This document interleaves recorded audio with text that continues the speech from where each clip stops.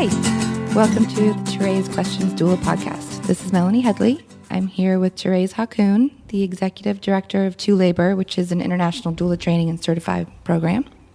Hey, Melanie, how are you?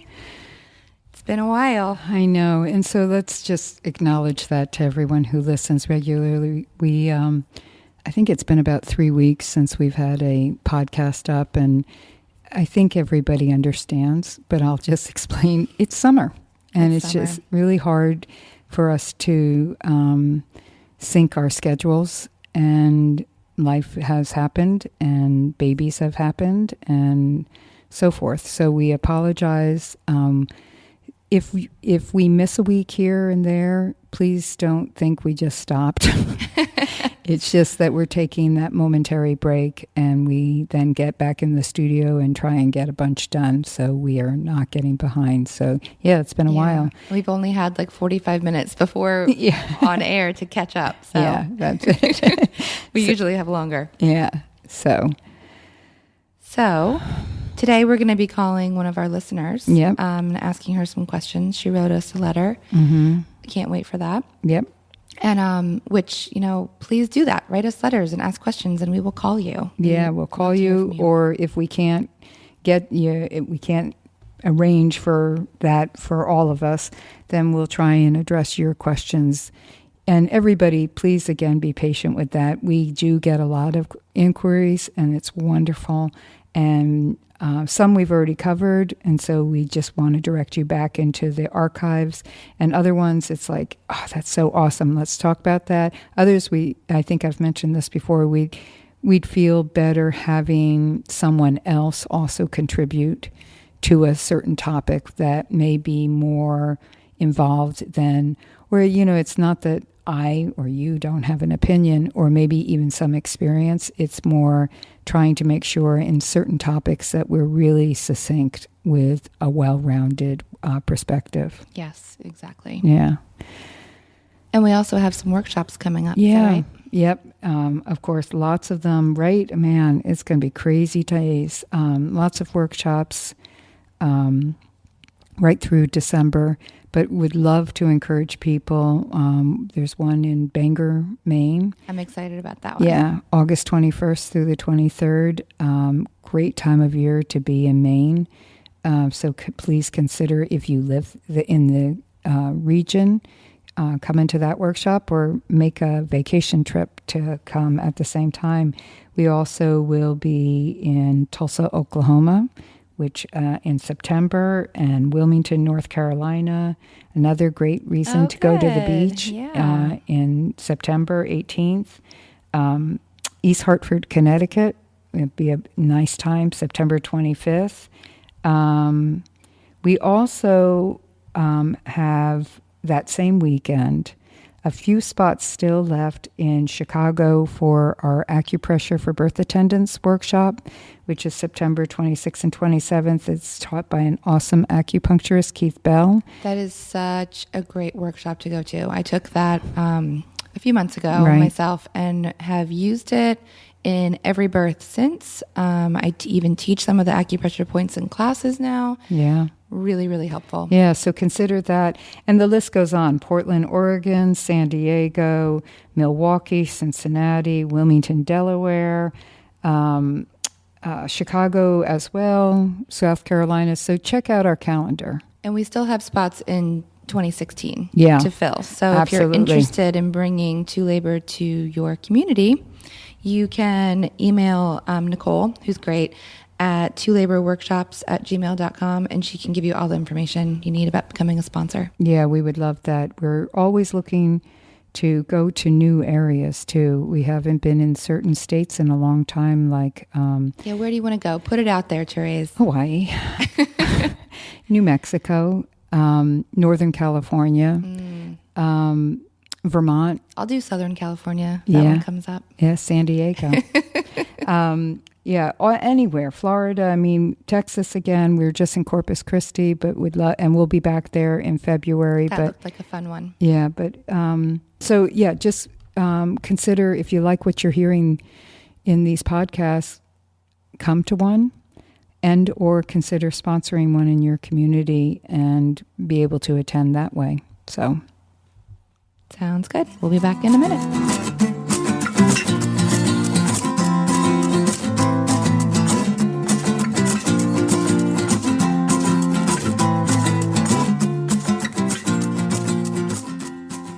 All right, we're back, and we have a special guest with us today. Yep. And who is it? This is Heather from Idaho. Hi, Heather. Hi, Melanie. Hi, Therese. Hi, Heather. Thanks for being with us. Thank you for having me.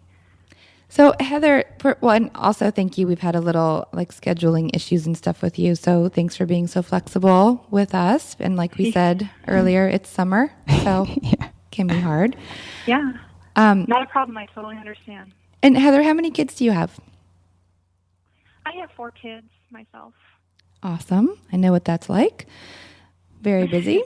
How old are your kids? They range in age from 12 years old to 1. Oh, wow. Yep. Wow. Quite the range. And tell us a little bit about yourself and where you are with birth work. So I attended a doula training in November of 2014, and I had my first birth that I attended in March of 2015. So since March, I've attended 7 births. Ah, and when I wrote you, I had only attended 4 at the time. So wow. So it's been busy. Very busy, yes. And so what kind of go into what that birth was like that you were asking, your question about? Give us a little background there. Okay, so I was at my 4th birth, and it was, my mom had a family history of cesarean sections. Nobody had vaginally birthed a baby in 3 generations or more. And she was having a very rough labor. It was on and off for several days, and then they finally decided, well, baby's heart tones don't look exactly good, so we'll induce with some castor oil. This was an out-of-hospital birth center. Okay. So she did, and those got the contractions going, but it was really hard on her. When I showed up at her house, I mean, she wasn't very far along, but she looked just like she'd already been hit by a Mack truck. So it was really hard on her body, and she was complaining of a lot of pain. So I felt like water might be beneficial to her, so to go to the birth center and have to get submerged into the water. So we did that, and she labored in the water for a while, and we tried different positions. And do you know about how dilated she was at that point? I think she was about a 5 or 6 when we showed up at the birth great. center. Okay, that was better than hearing that she was still really early in her labor. Right. So we got to the birth center, and it was. I felt like it was going pretty well, but then the contractions started to decrease in length, which was kind of strange. I'm new. I've never really seen anything or heard about that happening. Which I wonder. So I tried to get her out of the tub. What was that? Well, I just wonder sometimes, and this may not have been the case, but sometimes when a labor is started with castor oil, it can ramp things really up. And then as the castor oil starts to leave the body, if it wasn't really labor. Yeah, I mean, it was obviously labor was happening, but it wasn't her real time for labor. It can kind of have to play catch up, so there can be a lull sometimes for some people in that case. Yeah, that's a really good point, and you're probably right. That's probably what was happening. And do you also think maybe fatigue was part of it too? The what was part of it? Fatigue, the fact that she was tired, that she was having a hard time, like that it was Yeah, I do. I think that was absolutely part of it. It was, I think that her how she was coping with the contractions were definitely playing a part in how they were going too. But by the time it got to the point where the contractions were kind of petering off, she had already opted to have her water broken. So we kind of we were on a timetable then with that. And it was getting up in the hours about 1, 2, 3 in the morning. So and she just was having a really, really difficult time.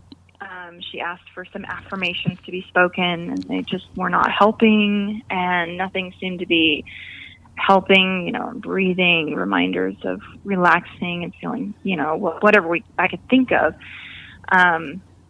It didn't seem to be helping her cope with what was happening. And finally, when the midwife checked her after a while, she had actually reverse dilated. She was starting to swell. Okay. So can I ask you a question real quick in there, Heather? Yeah, absolutely. So just to clarify, did they break her bag of water before her contractions started to kind of space out, or after her contractions started to space out?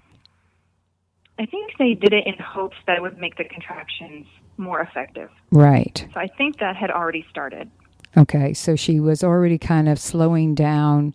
They broke the bag of water with hopes of speeding it up, organizing it, getting it back on track. And and that was at her request. Right. She right. begged for it. And so then did the contractions start to speed up, or did it still stay spaced out?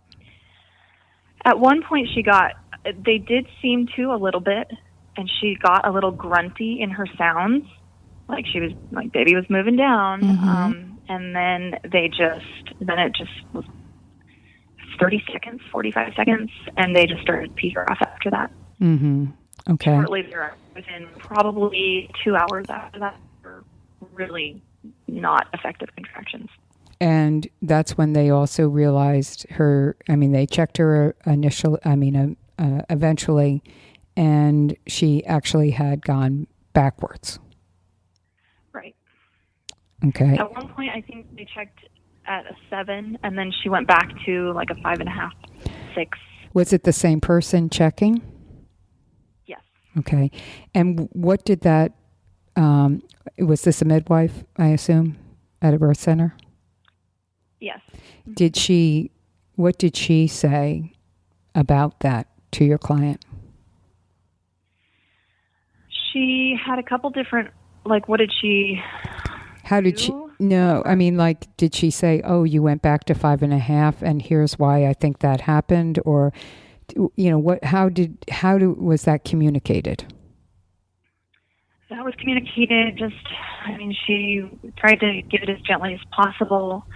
It looks like you've swollen a little bit, and, you went back just a little bit, and then, talking about potential, options from there, like here's what we can do. We can give you this tincture and hope that the contractions.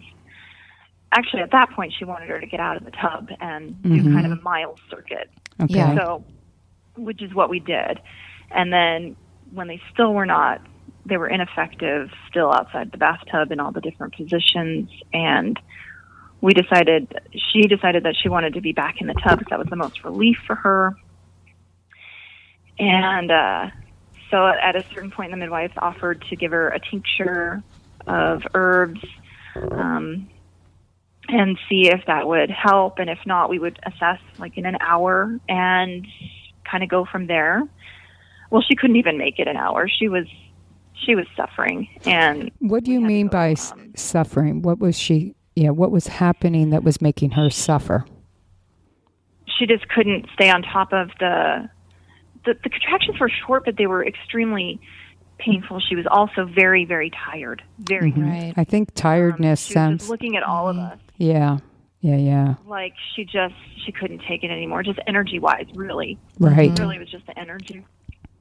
And so we did. We opted to go to the hospital, and she said most likely they're going to do a cesarean, And she's like, that's fine, just get the baby out of me. And when we got to the hospital and they monitored her for a little bit, the baby's heart rate was not doing okay.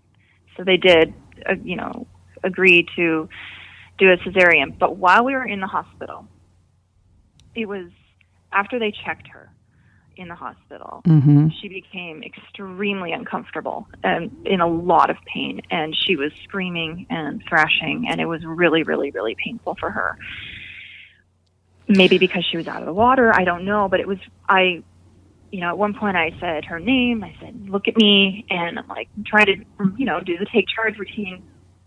And kind of my mind went blank. All right, I said what I was thinking. Okay, I'm going to count with her, and we're going to focus on counting. So I start counting with her. Well, she can't. She's not staying with me. And so the midwife comes in and kind of steps up and has her do some breathing. He, ha, things like that. And she was able to stay with her for that. And I just felt like I didn't. What I was doing wasn't working, and I just wish that I had more tools in my toolbox for helping her during that really, really hard time between when we arrived at the hospital and when she was wheeled back for the surgery.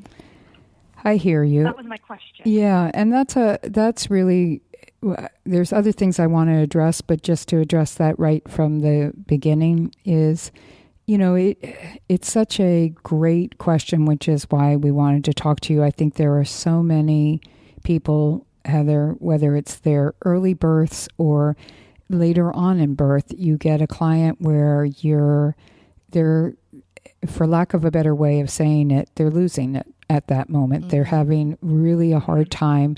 And your job is to reel them in, ground them back down again. And you were doing the counting and thinking that would help. And really the only difference, it sounds like, that the midwife did was maybe she was firmer in her approach. And then breathing can be really, like, a lot of times when a mom is just in that panic place, you get right in her face, and it's like, okay, look at me, open your eyes, look in my eyes, we're going to breathe together. And for me, it's often a pop, pop, pop, pop, pop, pop, pop, this pop-pah sound.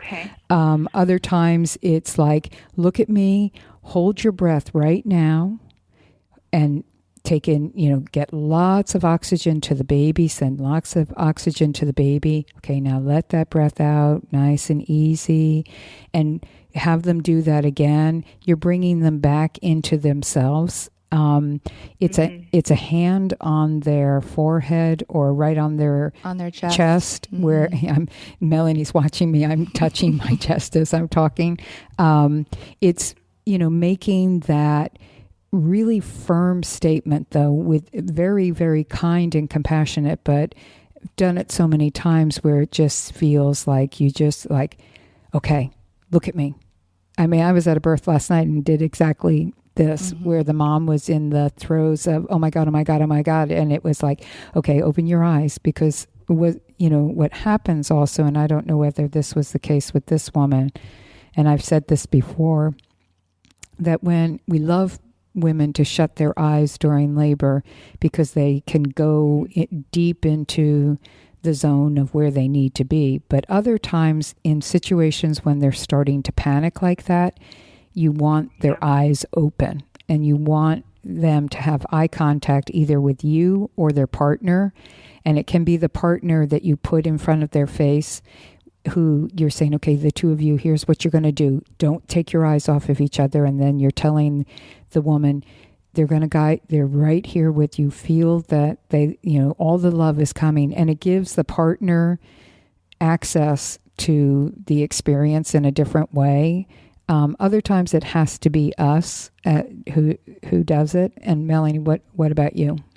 Oh, I was going to say all of those things, because it's exactly right. And I love that you brought up the opening eyes, because I will say to people in our prenatal meetings, my goal for you is to be able to go to a different place when you're having this contraction, and a lot of times it helps to close your eyes to get there.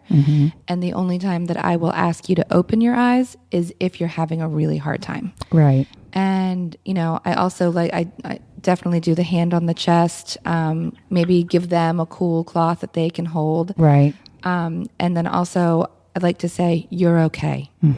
You're okay. This is normal. This is really normal. You're safe. Yep.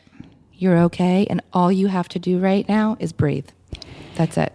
And send that breath to the baby. It's like reminding them also that what they're doing is impacting the baby as well. And like last night, this mom, she was in that panicky place and the heart rate was down a little bit. And by guiding her to hold her breath and send the oxygen to the baby, immediately heard the baby's heartbeat go up. I mean, love that. Yeah, me too. Yeah. It's like, and she could hear it also. And so and you can even point it out, see, the baby loves that. And then helping them breathe out, and then taking another nice deep breath in and doing it again. Sometimes I'll say, hold your breath. We're going to for 3 or 5, and I'll just quickly go 1, 2, 3, 4, 5, so that they have a guide there as well. And, here's the thing also, Heather, I shared this, I don't know whether I shared this on, I certainly have at workshops, where I was with a mom one time who was just totally losing it. I mean, and it was very close to the end, and she was just, it was almost ear-piercing, her intensity of what she was feeling. And she was screaming for an epidural at that moment. And just an aside, she was a woman who had this was like her 11th pregnancy, but probably her 7th birth. And she had done them unmedicated at home. This was in a hospital. Anyway, she was really freaking out. And I did all of those things that I just said. And I literally felt like I was climbing onto the bed to get into her face. And I wasn't, but I felt like I was leaning so over into her to get her attention and get her focus. And I couldn't do it. She just was lost in it. She couldn't even hear me, I don't think, because she was so loud. And then she birthed her baby. And it was all over, and then she was just back to normal again, as if nothing had just happened. And I struggled after that to decide if I should have just let her be that way. Maybe I was more of an annoyance than I was trying to be a help. That said, I think, no, I should have done that. I think that is our job, and she's a rare exception. Most people, you can get them to come down. And the other thing is, she was waiting for a C-section at that moment. Is that correct? Yes. So she was probably also feeling some fear around, as much as she just wanted it over and everything, there might have been some fear. Well, it sounds like there was probably a lot of fear to begin with. Right. With even attempting to have a vaginal birth, with her family's history. Another question, the days before that her labor was actually induced, was she able to rest, or had she been kind of working hard through that prodromal phase too? She looked like she was not able to rest. And when I tried to get her into a side-lying position with her partner and comfortable and quiet and resting while I was there, it seemed to help, but she still looked like she'd been laboring for a week. I mean, from the looks of her. And so it seemed like she was able to rest in between contractions while I was with her, but I don't know if she was doing that well before. She certainly didn't look, when I came there, like she had been able to get that kind of comfort before. That's something that is so important to talk about before, about that prodromal phase and how important it is to rest, to go into labor feeling fresh and ready and strong. Because you're right, when she looked like she'd been laboring for a week, because she had been. Yeah. She'd been paying attention to it.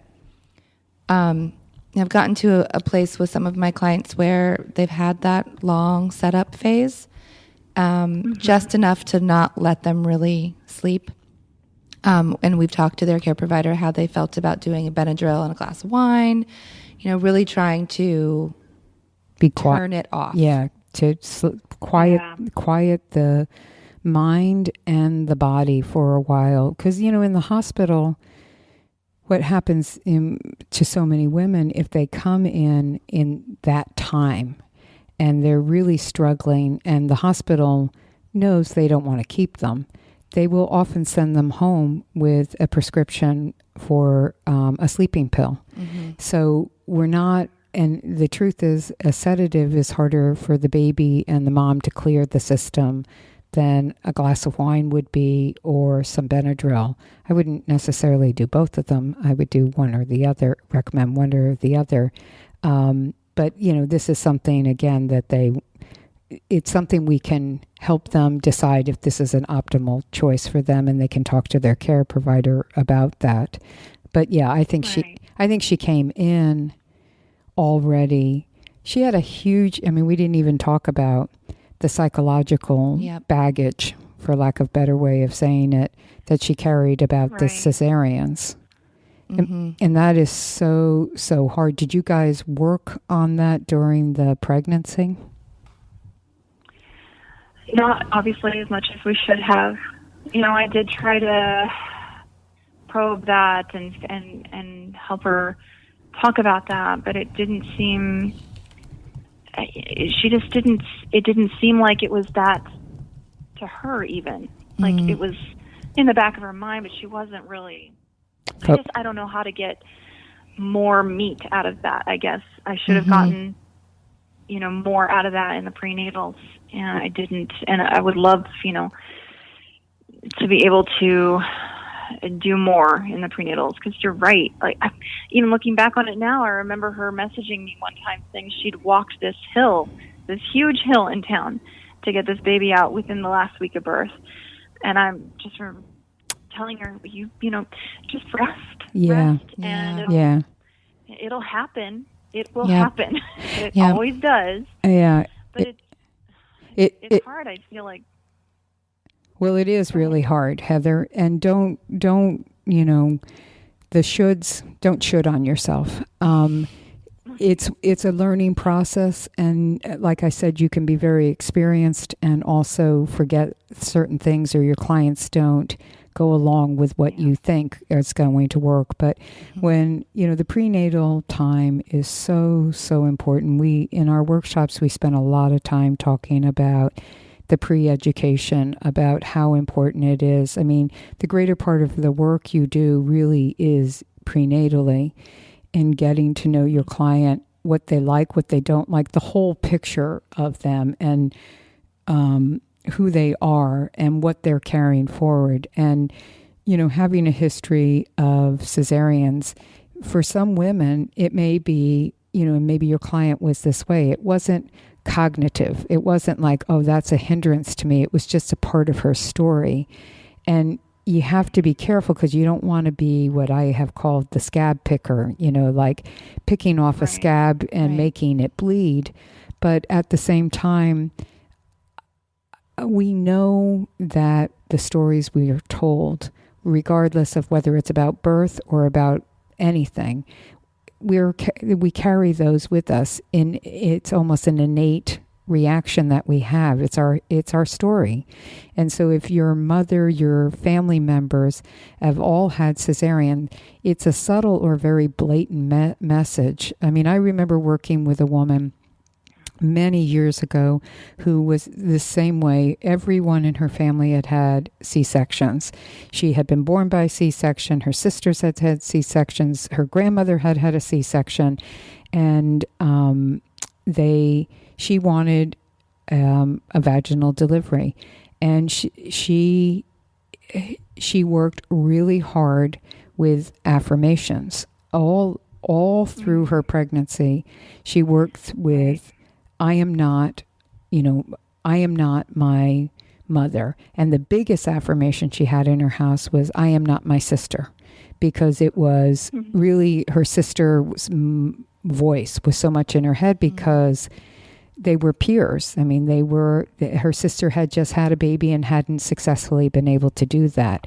But she acknowledged that it was important that she look at the history and to define herself as, yes, I'm part of that tribe, but this is a distinguishing factor of me, feature of me. I am not them. I will have this baby.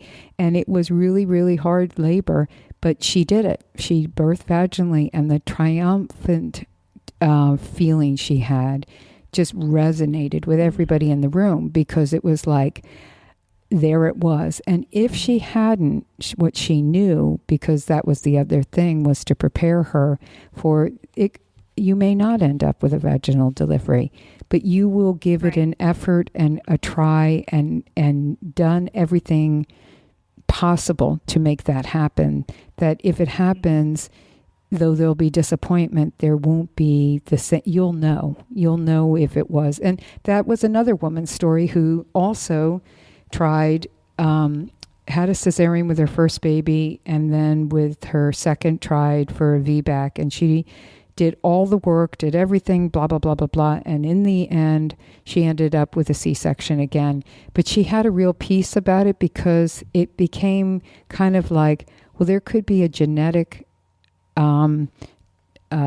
way we were designed. But I now know I tried everything. I didn't just get an epidural and lay in the bed, which is what the stories were to her. So we have to gently prod people to look at their histories. We can't reveal it to them. We can't make them see it 100%, but we can say, this is important, so let's discuss it more. Like, what are the messages? What are the stories? What are people saying to you?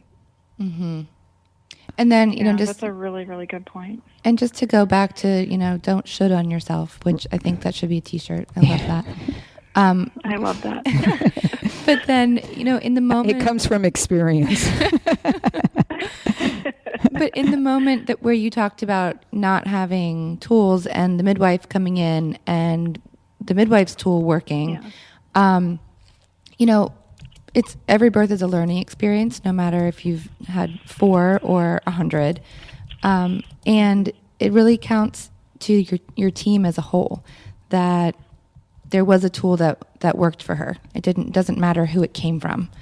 And so looking at it that way, that, you were a team supporting her, and and you learned that tool you can now put into your box as well. Yes. Well, thank you.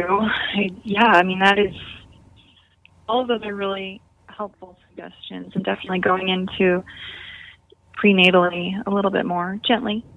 Yeah. That's a really, really good point. And really focusing on rest. I think it definitely, I can see my clients, actually listen when I say, you cannot make yourself go into labor. You cannot walk. The walking is not going to work. And then the sex is not going to work. Well, and you got to stress the walking thing too. You can't.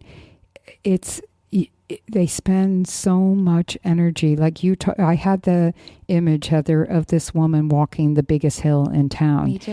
And how hard that is to do when you're 9 months pregnant. And that's determination. I'm gonna do it. And we know that at the end of pregnancy, you can start to feel like you don't give a crap about anything. Just let me have this baby. I'm done.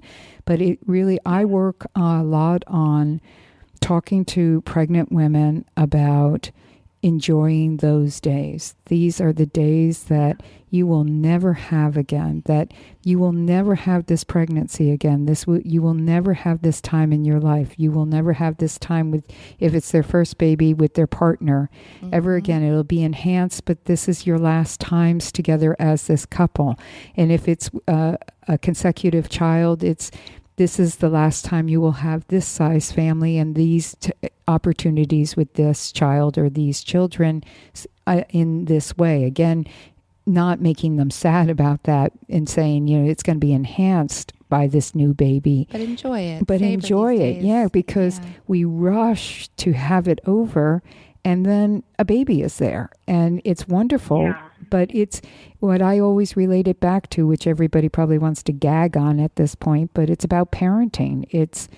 That's how we have to learn how to become a parent, is we can't force the situation. And, our children will teach us that so well. And I'm sure you know that if you have 4 kids, how they... Yes. The combination of us here is 14 kids. Yep. And so I think we have a lot of experience with that. So I think that that's what you also want to... all of us need to be reminded of. Slow it down. I just said this to somebody yesterday, and if I've shared this before, I don't care. I'll share everything a bunch of times if I think it helped me, because it helps me to hear it again. It's like, and it is relevant to this. I was told years ago, and this was not birth related at all, and I'm talking like 30 years ago, by somebody. I was saying I was trying really hard to do something, and they just looked at me and they said, well, why don't you try soft? And it just has stayed with me, and something that I pass on to pregnant women and to clients, that softness. Just don't try so hard to make this happen. Try soft. Just melt into it, and it will happen. And you've heard me probably talk about this, and I talk about it in the workshops all the time, which is do life. Until you have to do labor, you don't want to do anything but do life. Do life until you can't do it anymore. Yeah, that's it. Yeah. And it's important for the women to hear that, but it's also really important for the partners to hear it. Yes. Because they will sit there and they will nod, the women, oh, okay, yeah, I'm going to get to 40 weeks pregnant and I'm just going to do life. I'm not going to try to have this baby. I promise I won't walk the biggest hill in town. And then she will be like, come on, honey, we're getting this baby out. And so we need to have the partners like, no, remember what Heather said? Yeah. We're doing life. We're going to rest. Take it easy. So Heather, we kind of ran around with your question. Yeah. But I think what you're doing, and I'm sure now that you wrote the question at number 4, birth, you're at 7. Yeah. Each one is giving you new information and new confidence. Yeah. And I appreciate you asking the question. The take charge is really important. Melanie shared in one of the last podcasts that we had about how she had a woman who was a military person. Yeah. And that woman said, you will have to take charge and you will have to be like a drill sergeant to me. And that is what Melanie. So it's also. She just had her second baby last weekend. Oh, great. It was beautiful. So it is important question also to ask our clients, when you get into a stressful situation, what helps you? What helps you in stress? If somebody started yelling at me like the woman asked Melanie to do, I would just shut down. Right. I'd probably have punched her out, Stop crying, ToRAISE. Yeah, and that's what Melanie had to say to her. That would not serve me well, but it would be worthwhile. That is also a question to ask. And, what works for you? But, and then I will just finally say that, we're often, it's called mothering the mother, often the doula role. So I don't want to be anybody else's mother, but in that circumstance, it is kind of like dealing with the adolescent and just being that firm and loving and compassionate, supportive person, and saying, you're okay, you're safe, look at me, here's what we're going to do. And most times they will follow your lead, and get the partner involved in it. Say, here, we're both going to be helping you here. We're both right here. Look in their eyes or look in my eyes and say to the partner, you help breathe with her, and then otherwise she'll be like the client I had who screamed the baby out. And right. That's just the way it is. Baby. Yes. Yeah. Yeah. So, thank you, Heather. Thanks, Heather. Thank you so much. Okay. Thanks for listening. Keep us posted on your next births. I will. Okay, bye now. Take care. And stay tuned for the doula tip in just a second.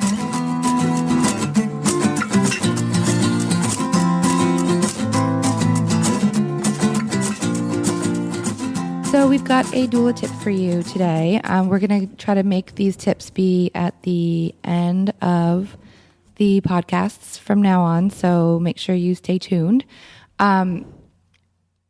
This one is going to be, I've just recently kind of changed up my own practice with contracts, and I think we've talked about contracts before about, they do need a little tweaking here and there sometimes, and so I've tweaked mine recently and also changed up my payment structure, which I am absolutely loving. And so before, I used to get paid the deposit at our first prenatal appointment. So usually that was around 34 weeks. And then I wouldn't get the other half until after baby was born. And I was finding that it was a little awkward, oohing and ahhing over the baby and then processing the birth and then leaving and everyone's hugging. And then I'm like, hey, you got that money that you still owe me?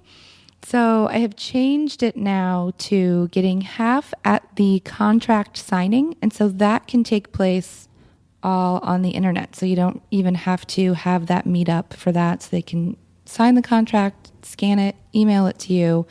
And then I also get paid by PayPal. So can I ask on that for clarification? Mm-hmm. So you've met with them for an interview. Sometimes we've just done it over the phone. Okay. So, and then you decide you're going to, whether, however that transpired, the decision was made, you're going to work together. Yes. And then you send them via email your contract? Yes. If you had met them in person, do you give them the contract there to take home to review? I have already sent them the contract. Okay. If we're meeting, I will email it to them beforehand, but then I will have one there in case they want to go ahead and sign it that night. Okay. And then you email it to them otherwise, and they then sign it, scan it, send it back to you, and then they pay by PayPal. Yes. Do you run into anyone, I know you just started doing this, who doesn't want to pay through PayPal and wants to send you a check, and you're totally okay with that? Yeah, and so sending a check is just fine. Okay. Yep, or cash. Yeah. I mean, if they live close to me and they can drop it off, that's totally fine too. It's just I haven't actually run into anybody yet. Okay. And it's then, really easy. That's good. So get your money in a more simple way. And then how do you finish the contract? And so then I have them give me a check for the other half of the deposit at our 37-week appointment.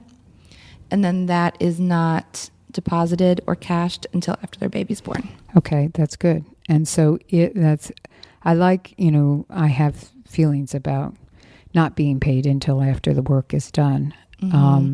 Because I just think that makes sense. And also, if you didn't make the birth or those, the payback thing that we've talked about, it's hard for me because I've already spent their money if they gave it to me. So I like, that seems like a good compromise to me. If it's uncomfortable to ask for the money at the very end after the baby is born, just what you described. Yeah, it just kind of gets lost. But you already have that check in place. And then you can say, and just want you to be aware I'm going to be cashing that check. Or you don't even have to say that, Jay. Right, it's all in the contract. Right. We've talked about it. It's done. Okay, good tip. Good idea. Right. Thanks for listening.